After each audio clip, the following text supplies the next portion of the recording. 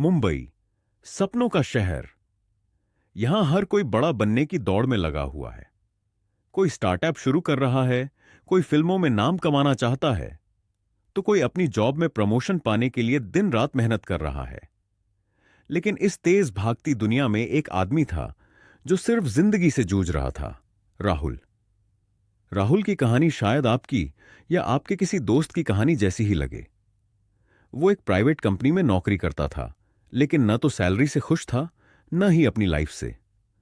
हर सुबह 6 बजे उठता, भीड़ भरी मुंबई लोकल ट्रेन पकड़ता, ऑफिस जाता, फिर वही रोज की बोरिंग लाइफ। बॉस की डांट, काम का प्रेशर और महीने के आखिर में वो ही सैलरी जो सिर्फ गुजारा करने के लिए काफी थी। कभी कभी उसे लगता था कि वो किसी ऐसे ट्रैप में फंस गया है जिससे बाहर निकलना नामुमकिन है।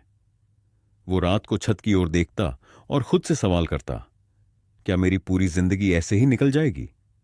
क्या मैं कभी अपने सपने पूरे कर पाऊंगा? लेकिन उसके पास इन सवालों का कोई जवाब नहीं था। फिर एक दिन कुछ ऐसा हुआ जिसने राहुल की जिंदगी बदल कर रख दी। वो दिन भी किसी आम दिन जैसा ही था। राहुल ऑफिस में पूरे दिन काम करके थक चुका था। हल्की बारिश हो रही थी और वो सड़क किनारे चलते हुए लोकल ट्रेन स्टेशन की ओर जा रहा था। तभी उसकी नजर एक रोड साइड बुक स्टॉल पर पड़ी। वो कभी ज्यादा किताबें नहीं पढ़ता था, लेकिन उस दिन एक पुरानी किताब उसके सामने जमीन पर गिर गई। उसके कवर पर लिखा था, attitude is everything, Jeff Keller. Rahul ने किताब उठाई और उसके पहले पन्ने को पलटा। पहली लाइन ही उसकी रूह में उतर गई, आपकी जिंदगी वैसी ही होगी जैसी आपकी सोच होगी। उसने ये लाइन कई बार पढ़ी। बारिश की बूंदें उसके चेहरे पर गिर रही थीं, लेकिन उसे कुछ सुनाई नहीं दे रहा था। ऐसा लगा जैसे किताब उसे जवाब दे रही हो, जैसे कोई उसे कह रहा हो, राहुल, तेरी लाइफ इसीलिए नहीं बदल रही क्योंकि तेरी सोच नहीं बदल रही। उसने बिना सोचे विचारे किताब खरीद ली और उसी रात उसे पढ़ना शुरू किया। और यहीं से राहुल की जिंदगी बदलने लगी। राहुल ने किताब के हर पेज को ध्यान से पढ़ा और उसे पता चला कि यह सिर्फ एक मोटिवेशनल बुक नहीं थी। ये एक गाइड थी जो बताती थी कि इंसान अपने सोचने के तरीके को बदलकर अपनी पूरी जिंदगी बदल सकता है। ये किताब 3 हिस्सों में बंटी हुई थी। पार्ट 1 था, success begins in the mind. सफलता दिमाग में शुरू होती है। आपकी सोच आपकी दुनिया की खिड़की है। राहुल आश्चर्यचकित था कि मेरी सोच में कुछ दिक्कत है। क्या मेरा सोचने का तरीका सही नहीं है? उसको इस पार्ट को पढ़ने के लिए मजबूर कर दिया। राहुल पढ़ता है कि सोचने का तरीका ही आपकी दुनिया बनाता है। आपकी सोच ठीक वैसी ही होती है जैसे एक चश्मा जिससे आप दुनिया को देखते हैं। 2 लोग एक ही घटना को एक साथ अनुभव कर सकते हैं, लेकिन उनका नजरिया अलग अलग हो सकता है। यह सब उनकी सोच पर निर्भर करता है। जब हम बच्चे थे तब हमारी सोच बिल्कुल साफ और सकारात्मक थी। हम मानते थे कि चाहे हम कितनी भी बार गिरें, फिर भी हम चलना, दौड़ना और साइकिल चलाना सीख ही लेंगे। हमने कभी अपनी असफलताओं के लिए दुनिया को दोष नहीं दिया। लेकिन जैसे जैसे हम बड़े होते गए, माता पिता, दोस्त और शिक्षक हमारी कमियों की ओर ध्यान दिलाने लगे। यह हमारी सोच को एक धुंध की तरह ढकने लगा, जिससे हम दुनिया को बचपन की मासूमियत और सकारात्मकता से नहीं देख पाए। हमारी पुरानी यादें और अनुभव हमारी सोच पर हावी हो गए। बाहरी लोग या परिस्थितियां हमें कुछ समय के लिए मोटिवेट कर सकती हैं, लेकिन लंबे समय तक प्रेरित रहना हमारे अपने हाथ में होता है। आप सोच सकते हैं कि मेरी सोच बदलना इतना आसान नहीं है, लेकिन यह आपकी गलतफहमी है। इतिहास में कई लोगों ने अपनी सोच बदलकर ही अपनी जिंदगी बदली है। अब मैं आपको एक कहानी सुनाने वाला हूं जो साबित करेगी कि सोच बदलना हर किसी के लिए संभव है। विक्टर फ्रैंकल द्वितीय विश्व युद्ध के दौरान एक नाजी यातना शिविर, नाजी डेथ कैंप के कैदी थे। हर दिन उन्होंने भूख, ठंड और अमानवीय यातनाएं झेली। उनके पूरे परिवार की मौत हो चुकी थी, कुछ कैंप में तो कुछ गैस चैम्बर में। उनकी जिंदगी दुखों से भरी हुई थी। अगर आप सोचें तो उनके पास जीने की कोई वजह नहीं थी। वो एक जीवित नरक में थे। कोई और उनकी जगह होता तो शायद पूरी तरह हार मान लेता, लेकिन विक्टर ने ऐसा नहीं किया। उन्होंने एक चीज पर विश्वास किया, आपकी सोच ही आपकी जिंदगी तय करती है। उन्होंने सोचा, अगर मुझसे सब कुछ छीन भी लिया जाए तो भी मेरे पास एक चीज बची है, चुनने की शक्ति। उनका मानना था कि हमारी सबसे बड़ी ताकत हमारी सोच है। जहां दूसरे कैदी परिस्थितियों से टूट जाते थे, विक्टर ने सीखना शुरू किया। उन्होंने सीखा कि असली फर्क यह नहीं पड़ता कि हम किस स्थिति में हैं, असली फर्क हमारी सोच का है। नाजी कैंप में रहना आसान नहीं था। वहां कैदियों के साथ जानवरों से भी बुरा सलूक किया जाता था, लेकिन विक्टर ने कभी अपनी सोच को गिरने नहीं दिया। उन्होंने समझ लिया कि अगर आप अपनी सोच पर नियंत्रण रखते हैं तो आप दुनिया की किसी भी जेल से ज्यादा आजाद हैं। विक्टर न सिर्फ इस यातना शिविर से जिंदा निकले, बल्कि उन्होंने एक महान मनोवैज्ञानिक, साइकोलॉजिस्ट के रूप में अपनी पहचान बनाई। उनकी किताब मैन सर्च फॉर मीनिंग आज भी दुनिया भर में लोगों को मुश्किल हालात में भी उम्मीद बनाए रखने की सीख देती है। आप एक मानव चुंबक हैं, जो सोचेंगे वही पाएंगे। क्या आपने कभी सोचा है कि कुछ लोग ही सफलता क्यों पाते हैं जबकि बाकी लोग नहीं? इसका जवाब बहुत साधारण है। हम वही बनते हैं जो हम अपने बारे में सोचते हैं। मतलब, अगर आप किसी लक्ष्य के बारे में लगातार सोचते हैं तो आपकी पूरी ऊर्जा उस लक्ष्य को पाने में लग जाती है। आपके विचार ही आपकी सफलता की नींव रखते हैं। अगर आप बार बार असफलता के बारे में सोचेंगे तो वही मिलेगा, लेकिन अगर आप विश्वास करेंगे कि आप सफल होंगे तो आपका दिमाग और शरीर उसी दिशा में काम करना शुरू कर देगा। अगर आप सकारात्मक सोच को अपनाना चाहते हैं तो आपको इसे पूरे दिन सोचते रहना होगा, सिर्फ कुछ सेकंड के लिए नहीं। इस किताब के लेखक जेफ केलर की खुद की कहानी भी बहुत प्रेरणादायक है। उन्होंने देखा कि उनके शहर में बहुत से लोग रियल एस्टेट में इन्वेस्ट कर रहे हैं और लाखों कमा रहे हैं। जेफ का भी सपना था कि वो रियल एस्टेट में सफल हों, लेकिन जब भी उन्होंने खुद को शुरू करने के बारे में सोचा तो डर ने उन्हें रोक दिया। उनके दिमाग में सिर्फ समस्याएं चल रही थीं, किराएदारों से झगड़े, पैसा डूबने का डर, नुकसान का खतरा। यानी वो अपने सपने को नेगेटिव सोच के साथ देख रहे थे। फिर जेफ ने सोचने की ताकत पर किताबें पढ़नी शुरू कीं। 1986 में उन्होंने मन में ठान लिया कि इसी साल 2 प्रॉपर्टी खरीदेंगे। अब वो डर को भूलकर सिर्फ अपने लक्ष्य पर फोकस करने लगे। हर शाम रियल एस्टेट एजेंट से मिलते, नई प्रॉपर्टी देखते और धैर्य से आगे बढ़ते गए। और फिर साल खत्म होने से पहले ही उन्होंने 2 प्रॉपर्टी खरीद लीं।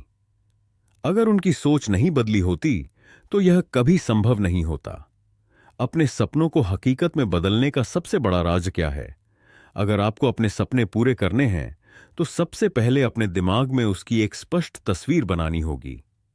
बहुत से मशहूर खिलाड़ी और गायक बताते हैं कि उन्होंने बचपन से ही अपनी सफलता की कल्पना की थी। जब हम बार बार किसी चीज के बारे में सोचते हैं तो वह हमारी असल जिंदगी में भी होने लगती है। इसी तरह जेफ के दोस्त रॉबर्ट की कहानी भी बहुत दिलचस्प है। रॉबर्ट जज बनना चाहता था।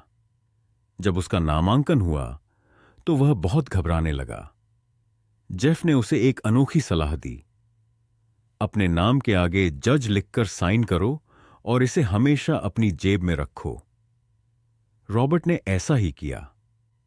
अब हर बार जब उसने अपना साइन देखा तो उसे याद आया कि वह एक जज बनने के कितने करीब है।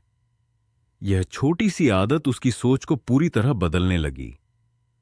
अब वह और भी ज्यादा मेहनत करने लगा। फिर क्या हुआ? वह चुनाव जीत गया और सच में जज बन गया। सपना देखने से कुछ नहीं होगा, उसे पूरा करने के लिए कमिटमेंट जरूरी है। कमिटमेंट एल, जो पहाड़ों को भी हिला सकता है। सच्चा कमिटमेंट वही होता है जब आप किसी भी हालत में हार नहीं मानते। जेरी ग्लैडस्टोन एक खिलौने बेचने वाली कंपनी चलाते थे, लेकिन उनका सपना था कि वो डिज्नी के साथ काम करें। उन्होंने 3 साल तक लगातार डिज्नी को कॉल किया, लेकिन हर बार रिजेक्ट हो गए। एक दिन डिज्नी की टीम इतनी परेशान हो गई कि उन्होंने जेरी को कॉल करके साफ मना कर दिया। अब आप सोचेंगे कि जेरी हार मान गए होंगे, है ना? लेकिन नहीं, जेरी और भी ज्यादा बार कॉल करने लगे। आखिरकार डिज्नी ने उन्हें एक शर्त पर मौका दिया। अगर वो मैसाचुसेट्स में एक स्टोर खोलें तो ही उन्हें डील मिलेगी। जेरी ने एक दिन भी इंतजार नहीं किया। अगले ही दिन वह मैसाचुसेट्स गए, स्टोर खरीदा और डील फाइनल कर ली। 10 साल बाद वो दुनिया के सबसे बड़े एनिमेशन आर्ट सेलर बन गए। आपकी सोच ही आपकी दुनिया है। अगर आप सच में अपनी लाइफ बदलना चाहते हैं तो अपनी सोच बदलिए, क्योंकि आप वही बनते हैं जो आप खुद को मानते हैं। राहुल पाठ 2 को पढ़ना स्टार्ट करता है, जिसका टाइटल था वॉच योर वर्ड्स, यानी कि अपने शब्दों पर ध्यान दें। आपके शब्द आपकी राह बनाते हैं। राहुल सोच में पीडीडीएच गया। क्या सिर्फ हमारे वर्ड से भी हमारी जिंदगी पर कुछ फर्क देखता है? आप सोच रहे होंगे कि शब्दों के चुनाव पर बात करना इतना जरूरी क्यों है, लेकिन आपको यह समझना होगा कि आपके शब्द ही आपका भविष्य बना या बिगाड़ सकते हैं। शब्द आपकी सोच को मजबूत बनाते हैं। अगर आपके शब्द सकारात्मक होंगे तो आपकी सोच भी सकारात्मक होगी। इसलिए हमें अपने शब्दों को बहुत सोच समझकर चुनना चाहिए। शब्दों का असर कैसे होता है?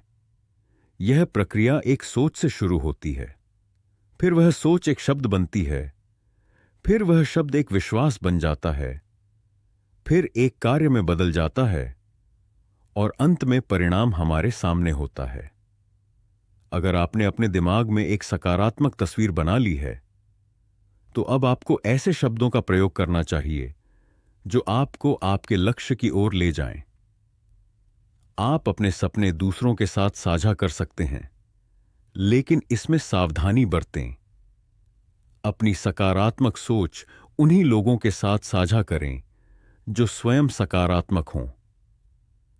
ऐसे लोग आपकी मदद कर सकते हैं और जरूरत पड़ने पर आपको प्रेरित भी कर सकते हैं। राहुल को केंट काल्होन की कहानी ने बहुत प्रभावित किया। केंट काल्होन नासा में वैज्ञानिक थे और search for extra terrestrial intelligence project के लीडर थे। उन्होंने भौतिकी, फिजिक्स में डॉक्टरेट की डिग्री प्राप्त की थी। केंट एक ऐसा सॉफ्टवेयर विकसित करने की कोशिश कर रहे थे जो ब्रह्मांड में अन्य जीवों की उपस्थिति का पता लगा सके। अगर आप सोचें तो यह काम लगभग असंभव लगता था, लेकिन वे अपने लक्ष्य को पाने के लिए पूरी मेहनत कर रहे थे। समस्या सिर्फ यह नहीं थी कि उनका लक्ष्य बहुत कठिन था, बल्कि उनकी शारीरिक स्थिति भी इसमें बाधा डाल रही थी। लेकिन केंट ने अपनी समस्या को कभी बड़ी नहीं माना। उन्होंने कभी यह नहीं सोचा कि उनका शरीर उनकी सफलता में बाधा बन सकता है। आप यह जानकर हैरान होंगे कि केंट अंधे थे। उन्होंने कभी अपनी कमजोरी को अपनी ताकत पर हावी नहीं होने दिया। वे जानते थे कि अगर वे नकारात्मक शब्दों का प्रयोग करेंगे तो उनकी समस्या और बड़ी हो जाएगी और उनके जीवन को नियंत्रित करने लगेगी। इसलिए उन्होंने अपने शब्दों का बहुत सोच समझकर प्रयोग किया। उन्होंने अपने शब्दों को नियंत्रित करके अपनी कमजोरी पर काबू पा लिया। इस सोच के साथ उन्होंने न केवल नासा में काम किया, बल्कि भौतिकी में डॉक्टरेट की डिग्री भी प्राप्त की। यह कोई छोटी उपलब्धि नहीं थी। सोचिए, अगर आप भी अपने सबसे बड़े मुश्किल हालातों को छोटा मान लें, तो आपके अंदर कितनी ताकत आ जाएगी। अगर आप अपनी समस्याओं को खुद पर हावी नहीं होने देंगे, तो आपकी जिंदगी कितनी बदल सकती है। आप कैसे हैं? इस सवाल का असर आप दिन में कितनी बार यह सवाल सुनते हैं, आप कैसे हैं? शायद बहुत बार। हम इस सवाल को गंभीरता से नहीं लेते, क्योंकि हम इसे बार बार सुन चुके हैं। लेकिन क्या आप जानते हैं कि इस सवाल का आपके मूड पर कितना असर पड़ सकता है? जब भी आप इस सवाल का जवाब देते हैं, आप खुद से बात कर रहे होते हैं और यह आपकी मानसिकता पर गहरा प्रभाव डालता है। जब भी कोई आपसे पूछता है, आप कैसे हैं, तो आपका जवाब आपके पूरे दिन को प्रभावित कर सकता है। अब जरा सोचिए, आप इस सवाल का जवाब कैसे देते हैं? अगर आप कहते हैं, बस ठीक हूं या बहुत थक गया हूं, तो क्या आपको सच में ऐसा महसूस होने लगता है? लेकिन अगर आप जवाब देते हैं, मैं बहुत अच्छा महसूस कर रहा हूं, तो क्या आप सच में एनर्जी से भर जाते हैं? आइए, इस बात को बेहतर तरीके से समझने के लिए एक कहानी देखते हैं। सैली नाम की एक महिला थी, जो हर दिन बहुत थका हुआ महसूस करती थी। जब भी ऑफिस में कोई उससे पूछता, सैली तुम कैसी हो, तो उसका जवाब हमेशा एक जैसा होता, मैं बहुत थकी हुई हूं। जैसे जैसे दिन बीतता, वह और भी ज्यादा थका हुआ महसूस करने लगती। ऑफिस में उसकी एनर्जी लगातार गिरती जाती, यहां तक कि उसे काम करते करते झपकी भी आने लगती थी। अब सोचिए, जिसने सैली से यह सवाल पूछा, क्या उसे भी सैली की थकान का असर महसूस हुआ होगा? बिल्कुल। जब हम दूसरों से नकारात्मक बातें सुनते हैं, तो हम भी वैसे ही महसूस करने लगते हैं। सैली की यह आदत उसके पूरे दिन को प्रभावित कर रही थी। वह घर पहुंचकर भी थकी हुई महसूस करती थी। लेकिन फिर एक दिन कुछ ऐसा हुआ जिसने उसकी सोच को पूरी तरह बदल दिया। सैली ने अपनी लॉटरी टिकट चेक की और पाया कि उसने $10 मिलियन की लॉटरी जीत ली है। अब सोचिए, अभी तक जो सैली थकी हुई थी, अचानक उसके अंदर एनर्जी की लहर दौड़ पड़ी। वह खुशी से झूम उठी। वह उछलने लगी, नाचने लगी और अपने परिवार व दोस्तों को फोन करके यह खुशखबरी सुनाने लगी। अब सवाल यह है, सैली के अंदर अचानक इतनी एनर्जी कहां से आई? असल में उसकी थकान सिर्फ उसकी मानसिकता का असर थी। जब वह बार बार खुद से कहती थी, मैं थकी हुई हूं, तो उसका दिमाग इसे सच मान लेता था और उसके शरीर को उसी हिसाब से प्रतिक्रिया देने लगता था। लेकिन जैसे ही उसे खुशी की खबर मिली, उसकी सोच बदल गई और उसका शरीर भी बदल गया। यही शब्दों की ताकत है। अगर आप बार बार नकारात्मक शब्दों का इस्तेमाल करेंगे, तो आपका शरीर भी उसी हिसाब से काम करेगा। लेकिन अगर आप सकारात्मक शब्दों का इस्तेमाल करेंगे, तो आपकी ऊर्जा भी बढ़ेगी और आपका पूरा दिन अच्छा जाएगा। अपने शब्दों को बदलें, अपनी जिंदगी बदलें। अब से जब भी कोई आपसे पूछे, आप कैसे हैं, तो जवाब सोच समझ कर दें। अगर आप खुद को बढ़िया या शानदार महसूस कर रहा हूं कहकर जवाब देंगे, तो आपका दिमाग भी इसे सच मान लेगा और आप सच में ज्यादा एनर्जेटिक और खुश महसूस करेंगे। याद रखिए, जो शब्द आप खुद के लिए इस्तेमाल करते हैं, वही आपकी असली ताकत बन जाते हैं। इसलिए हमेशा अपने शब्दों का चुनाव सोच समझकर करें और अपनी जिंदगी को सकारात्मक दिशा में लेकर जाएं। भाग 3 में राहुल ने सीखा कि कड़ी मेहनत करो, सही लोगों के साथ रहो और डर से आगे बढ़ो। दुनिया में 2 तरह के लोग होते हैं। एक वे जो हर चीज में नकारात्मकता देखते हैं, शिकायत करते हैं और दूसरों को भी नीचे गिराते हैं। दूसरे वे जो हमेशा सकारात्मक रहते हैं, दूसरों को प्रेरित करते हैं और उन्हें आगे बढ़ने की ताकत देते हैं। अगर आप सफल होना चाहते हैं, तो आपको ऐसे सकारात्मक लोगों के साथ रहना चाहिए जो आपको आगे बढ़ने के लिए प्रेरित करें। वहीं नकारात्मक लोग आपकी ऊर्जा को खत्म कर सकते हैं और आपके आत्मविश्वास को कमजोर कर सकते हैं। इसलिए ऐसे लोगों से दूरी बनाना ही बेहतर होता है। अब एक कहानी से समझते हैं। स्मोकी नाम का एक व्यक्ति था, जिसने 45 साल तक एक फ्यूनरल अंतिम संस्कार सर्विस के लिए सेल्स डिपार्टमेंट में काम किया। अब सोचिए, रोजाना मौत और शोक से घिरे रहने वाले किसी व्यक्ति की सोच कैसी होगी? शायद बहुत उदासीन और निराशाजनक। लेकिन स्मोकी इसके बिल्कुल उलट था। वह हमेशा सकारात्मक रहता था। उसका मानना था कि लोग स्पंज की तरह होते हैं। वे अपने आसपास के माहौल से चीजें सोख लेते हैं। अगर वे नकारात्मक लोगों के बीच रहेंगे, तो धीरे धीरे खुद भी नकारात्मक हो जाएंगे। यही कारण था कि स्मोकी ने कभी भी नकारात्मक लोगों का साथ नहीं किया। उसने हमेशा अपने दोस्तों और करीबी लोगों को सोच समझकर चुना। कई बार जब हम अपने सपनों के बहुत करीब होते हैं तो अचानक डर हमें घेर लेता है। यह डर हमारे रास्ते में रुकावट बन जाता है। लेकिन अगर आप सफल होना चाहते हैं तो आपको अपने डर का सामना करना होगा। डर एक आम भावना है, लेकिन आपको इससे बाहर निकलकर आगे बढ़ना ही होगा। अगर आप किसी चीज को सिर्फ इसलिए नहीं कर रहे क्योंकि आपको डर लग रहा है, तो यकीन मानिए आप बहुत कुछ खो रहे हैं।